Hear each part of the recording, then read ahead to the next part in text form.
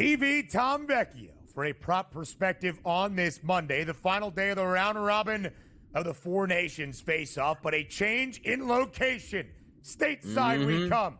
We're shipping up, or I guess down to Boston from Montreal inside TD Garden today for a doubleheader of matchups. Vecchio, we appreciate the time as always. Looking forward to that prop perspective for this Monday doubleheader in what has been a great event so far in the Four Nations Faceoff.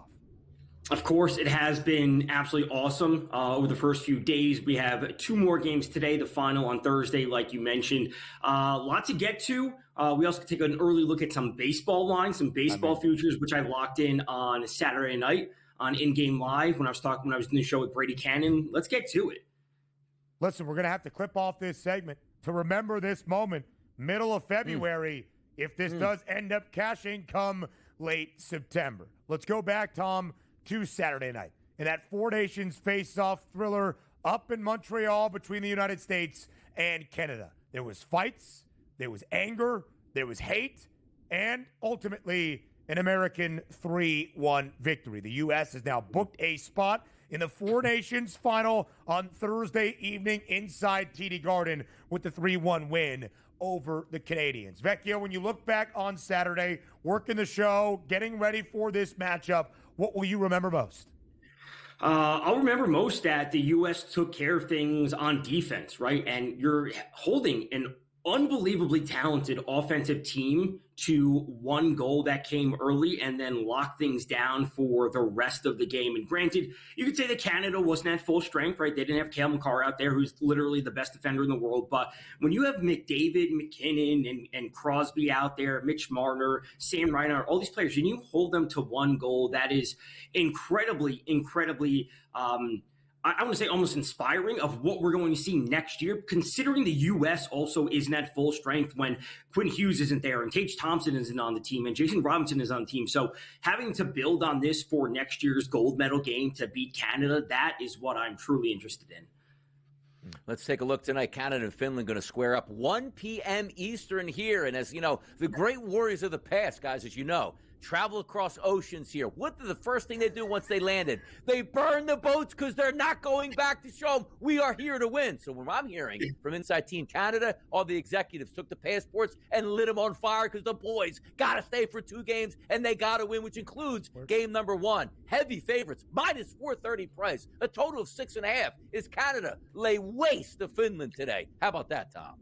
I really do think they come away with this win, and a lot of these numbers were moving in game on no pun intended for in game live when I was doing it on Saturday when Canada was on the path to losing. They ended up losing the game when final, and we saw some of these numbers shift. And when it comes to looking at how Canada needs to win by 2 goals, they need to take care of this because they went to overtime versus Sweden, so they're not getting 3 points there. They lost to the U.S. If they go to overtime again, they are putting themselves at a massive disadvantage when it comes to potentially advancing to the finals. Obviously, the U.S. plays later, they play Sweden, whatever the points may be. That's what it is. I think the play would be Canada minus 1.5, which I spoke about on Saturday night. That line has shifted dramatically. It was minus 120. It's last time I saw it was minus 150, minus 160 for minus 1.5 on the puck line. So Canada needs to come away with a big performance today.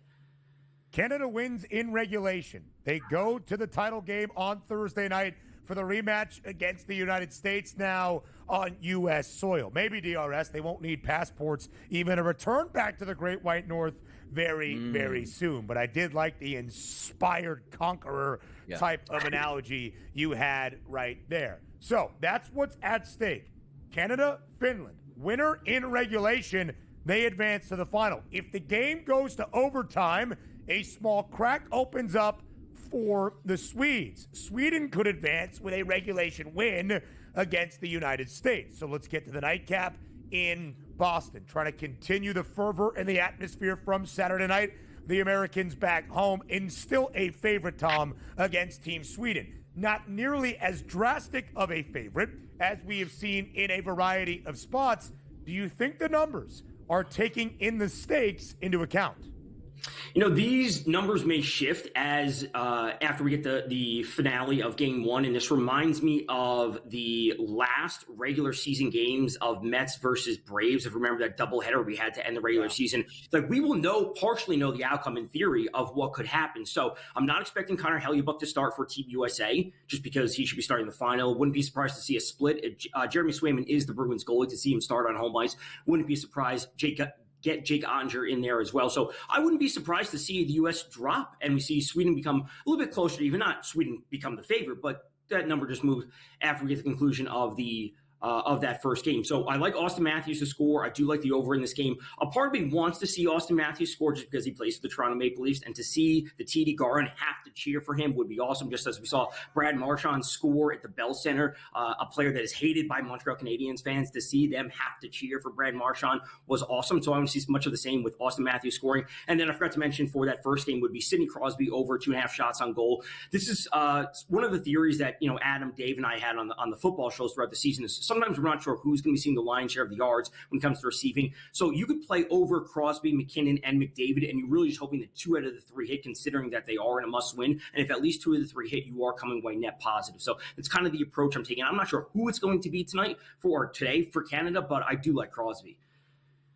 Tom, let's find out who it's going to be for the tournament itself with the FanDuel Sportsbook here. Taking a look at the winner here for the future is Team USA, who was a plus money price, now shifted to minus 150 because they've already found their way into the final. Canada, plus 160, Finland, 13-1, and Sweden, 42-1. Any buy-in points at this point is Canada at plus 160 now have value for you.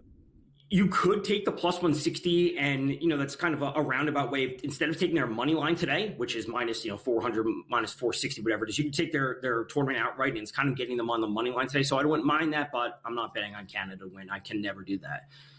Very true, Tom Vecchio. Very well said. It would be interesting, though, Tom, assuming that is the matchup. The United States was a slight underdog, if I am correct, basically a moneyline pick'em price for Saturday's game in Montreal. What exactly would that favorite price be for the U.S. on Thursday in Boston?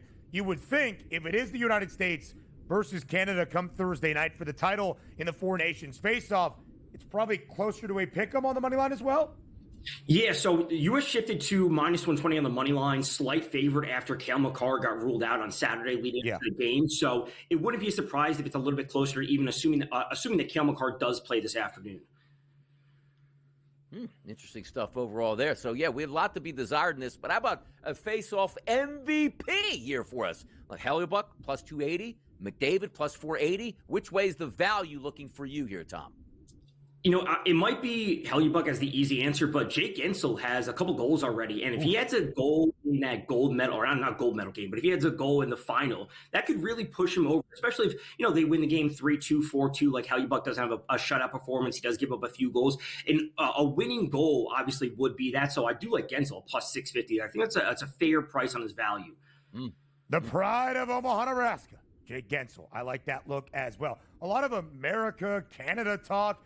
America's pastime up in the Great White North, because Vecchio doesn't just provide the prop perspective. He is the home run prop king, and that even comes calling his shot before a Major League Baseball season begins.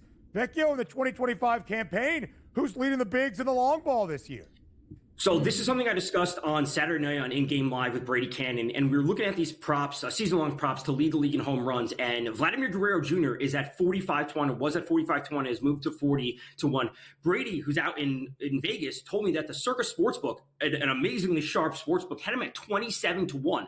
So I'm just buying in, at least on some of that differential. If I can get Vladdy at 45-1, I love the fact that he has this contract negotiation held up in the air. He's not getting an extension. His underlying metrics are fantastic. The problem for Vladdy is he's not generating fly balls. His hard contact rate is still over 40%. His fly ball rate last year was 33%. He can fix the fly ball rate mechanically. As long as he still has that underlying power, he still has a strong barrel rate, which was the highest last year at 13.7%, which was the highest since 2021. So he has the underlying metrics. He just needs the fly balls. Down to the bell. Tom Vecchio. We appreciate it always.